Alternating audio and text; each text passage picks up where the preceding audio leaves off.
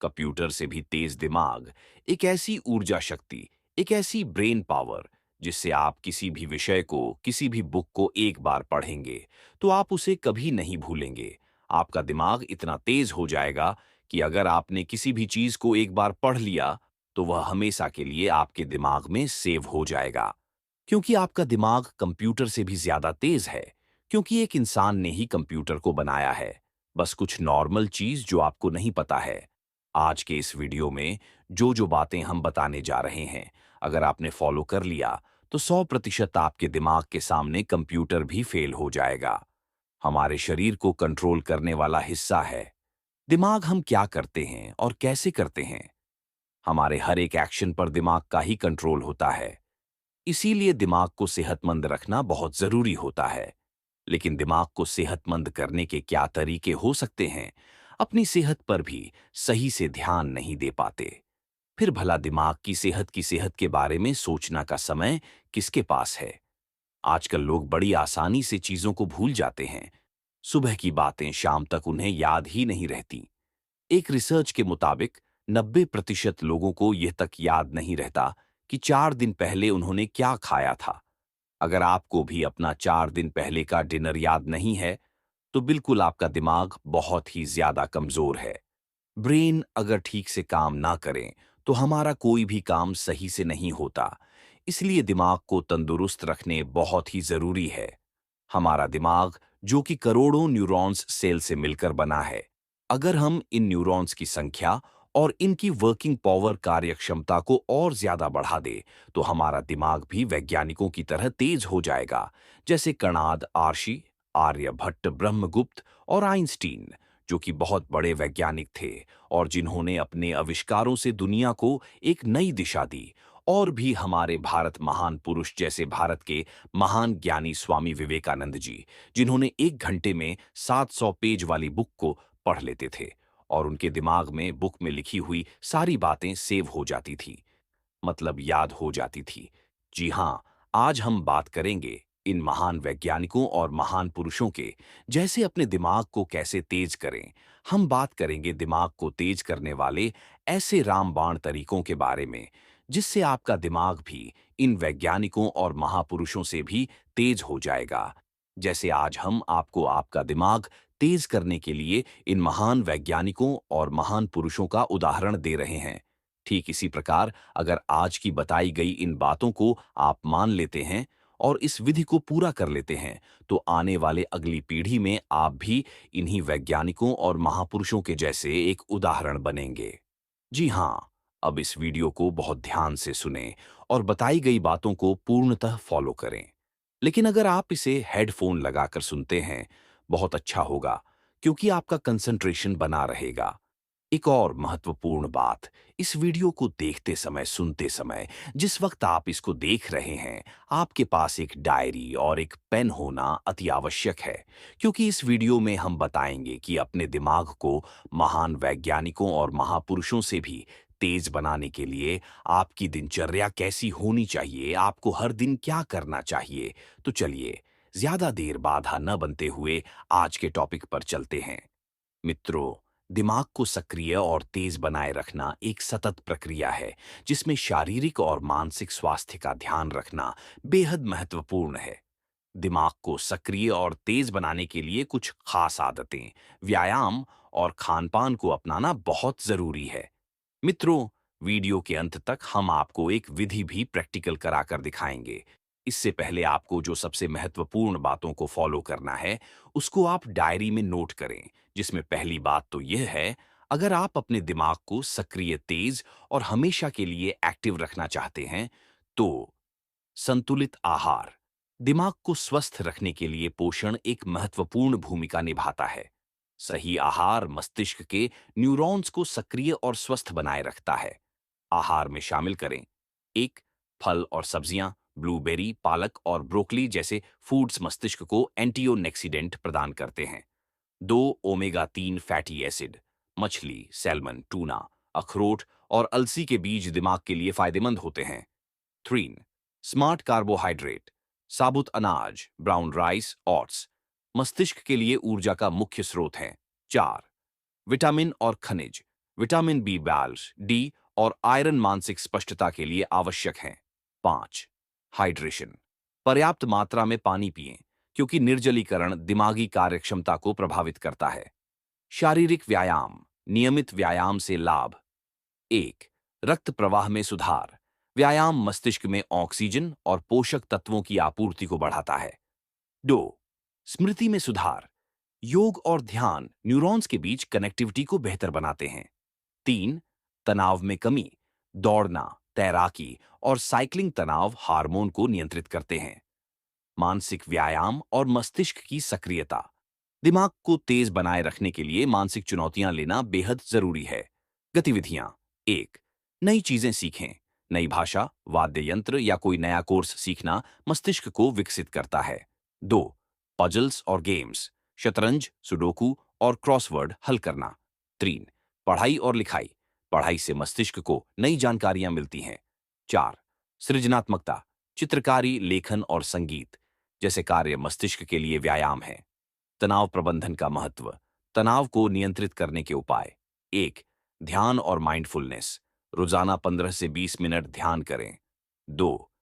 गहरी सांस लेना। ब्रीदिंग एक्सरसाइज से मन शांत रहता है। 3. हंसना। कॉमेडी शो देखें या मजेदार बातें सुनें। 4. आभार व्यक्त करें। पॉजिटिव सोच विकसित करें। 5. नींद का महत्व। स्वस्थ नींद के फायदे। 1.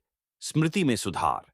अच्छी नींद मस्तिष्क की जानकारी को प्रोसेस करने की क्षमता को बढ़ाती है। 2. थकावट से बचाव। 7 से 8 घंटे की नींद आवश्यक है। 3. नींद की गुणवत्ता सुधारें। सोने से पहले इलेक्ट्रॉनिक उपकरणों का उपयोग बंद कर दें। नई स्किल्स का विकास।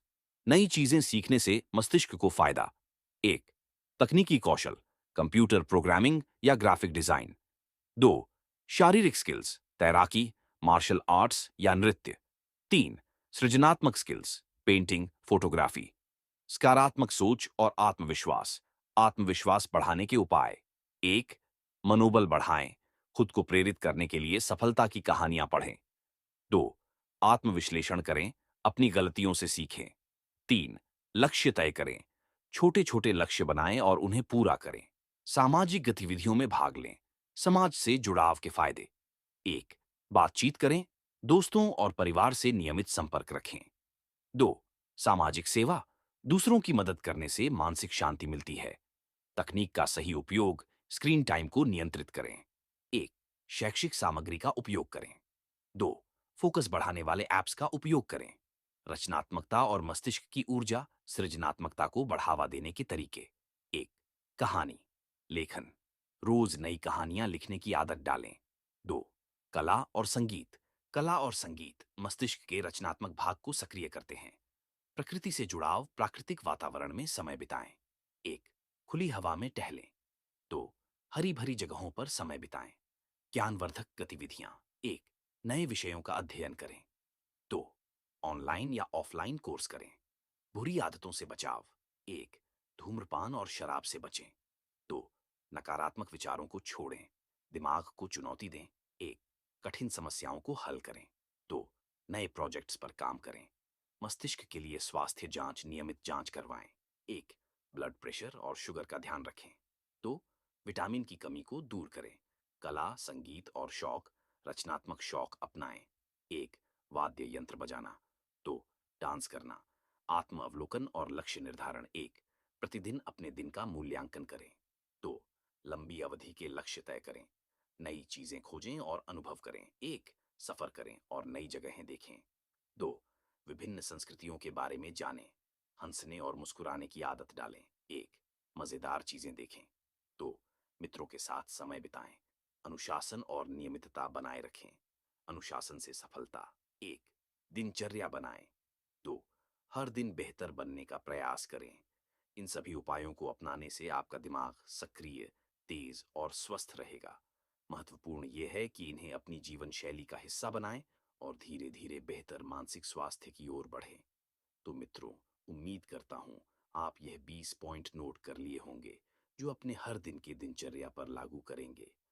अगर आप ऐसा करते हैं तो आप देखेंगे धीरे धीरे आपका दिमाग पहले से बहुत ज्यादा सक्रिय, तेज और आप स्वस्थ रहेंगे।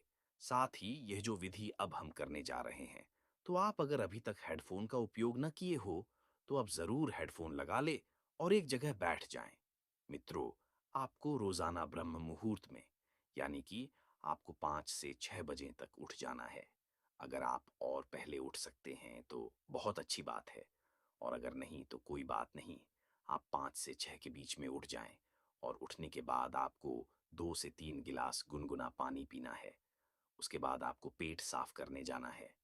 शौच आदि से निवृत्त होने के बाद आपको एक चटाई लेकर एक शांत जगह पर जाकर बैठ जाना है। बैठने के बाद आपको प्राणायाम करना है। बाह्य प्राणायाम और अभ्यंतर प्राणायाम, मित्रों, सबसे आपको करना है। बाह्य प्राणायाम आपको मुंह बंद ही रखना है।